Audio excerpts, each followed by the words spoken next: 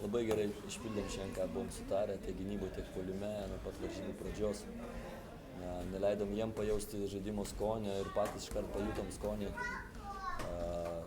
Buvo keli momentai, kada mes gynybos dėka pelnėm lengvesnius taškus, po to kelios atkarpos, kada labai gerai tiksliai išpildėm tai, ką buvom sutarę puolime, reiškia prisitaikant prie jų gynybos ir viskas susidėjo ir gavosi labai geras varžybos. Dviejų kėlinių buvo 54-31, atrodo, ir puolime, ir gynyboje viskas blizga, taip ir buvo visur kim. Pirmam taip, viskas blizgėjo, mes tą, ką sutarėm, labai gerai išpildėm, neleidom, visiškai nebuvo matyti jų tų vietų, kur jie turėjo pranašumą prieš mus gynyboje.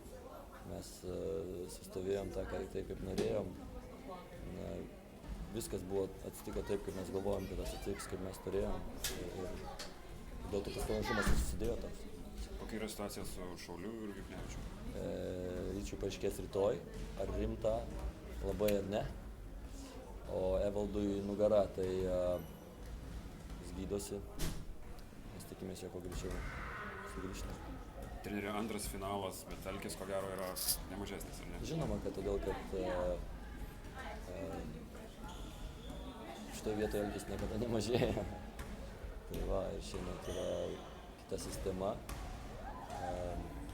Taip kad mes labai to norim.